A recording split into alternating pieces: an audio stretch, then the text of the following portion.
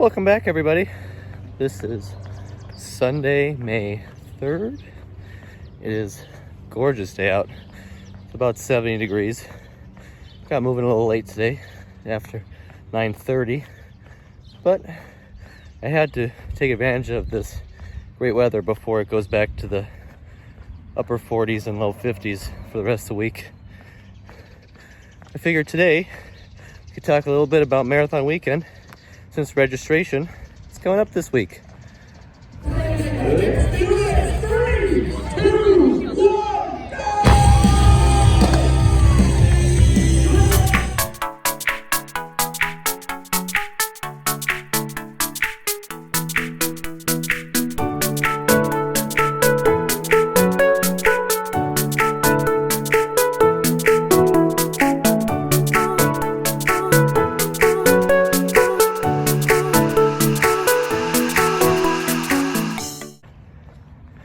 So, Marathon Weekend registration for annual pass holders, DVC, Golden Oak, and who knows what else, is May 7th at 10 a.m. Eastern. And there's only a certain amount of slots that are open for the AP DVC crowd. So those can sell out, and usually do. Then general registration is the following week, May 12th, also at 10 a.m. Eastern. And that's where the vast majority of your slots for the races will be. Now, there are no anniversaries this year, so I don't expect a crazy fast sellout, though it will be interesting to see just how fast things do sell out amid the coronavirus pandemic and everything that is going on with that, since we still don't have an idea of when things will be back to somewhat of a normal and where races can restart. So, well, we'll get back to my run. About a mile, 1.2 miles in.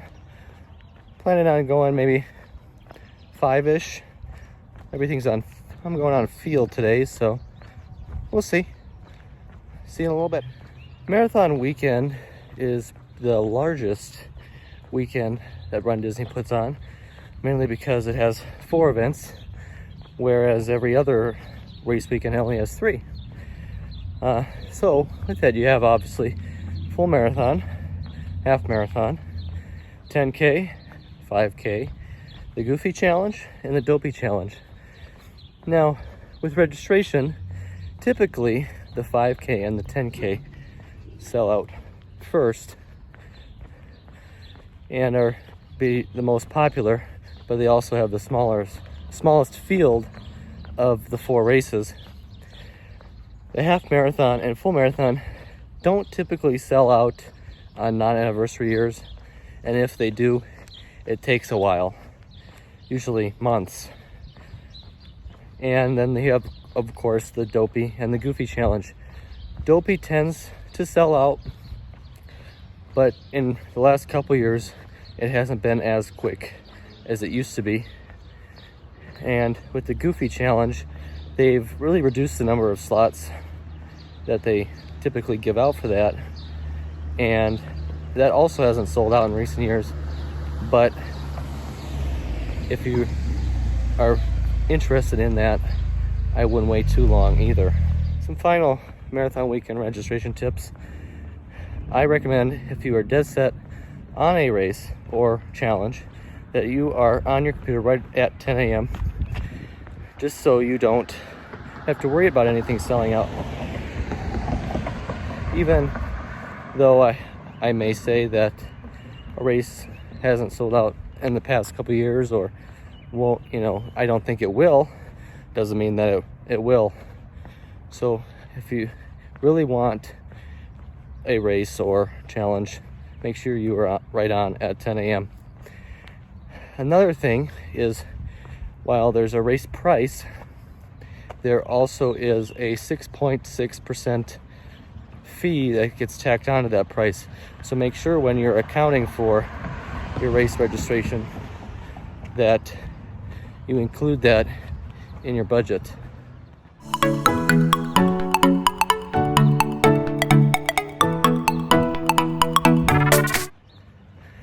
Gonna wrap up today with the RunDisney Tag that has been making its way around media and social media and YouTube and everything like that.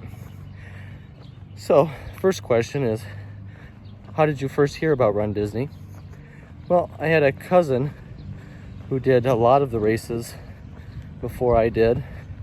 And she did the first 3 Dopies, I think, and Disneyland races and all of that.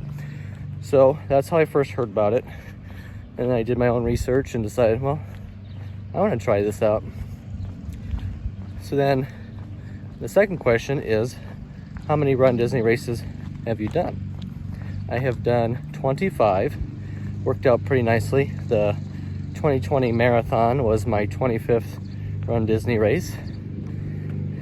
And then what is your favorite RunDisney race weekend or race?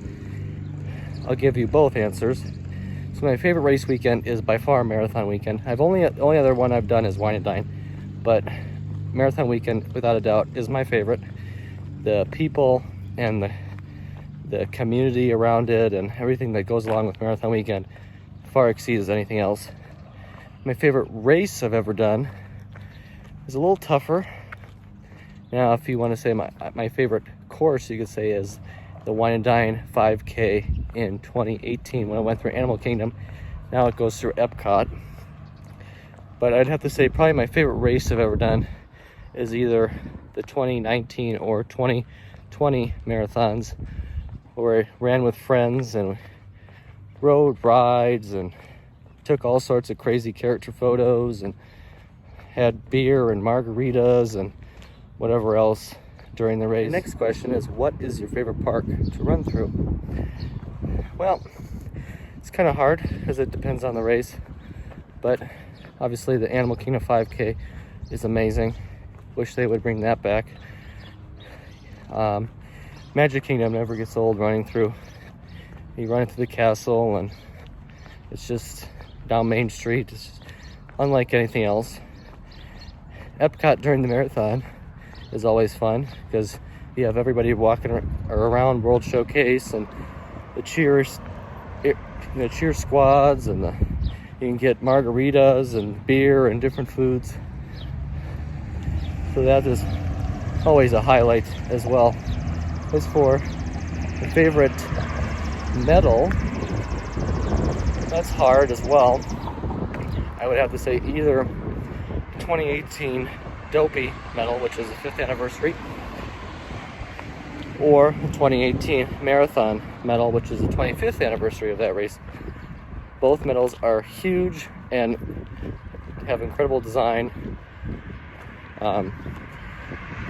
Obviously, I have, I think, 39 RunDisney medals, so it's kind of hard to choose a distinct favorite when you have so many, but those two really stand out. And then for my favorite RunDisney T-Shirt, I'd have to go with probably the 2018 Marathon T-Shirt. It's red and it has a big 25th anniversary logo on it.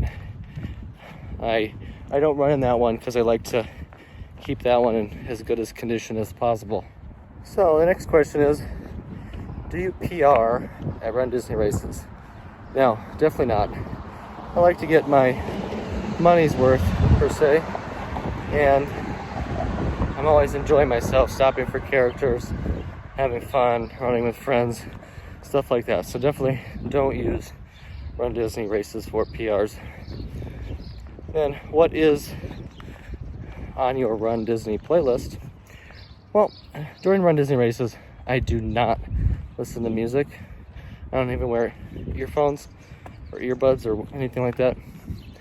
I take in the atmosphere and the music and everything else around me versus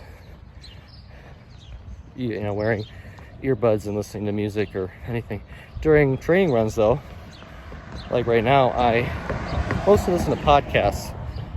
If I do listen to music, it's got to be upbeat and high energy stuff to keep me going. And then what characters do you always stop for? I kind of make my character stops based on judgment during the races, but I will always stop for my country bears. That is one of my favorite things in all of Disney. So anytime I see them out, I have to stop. Final 3 questions. First one is, what is your favorite pre or post race meal? Pre-race, I don't really have a distinct favorite. I just try to eat something that isn't going to give me an upset stomach or anything like that.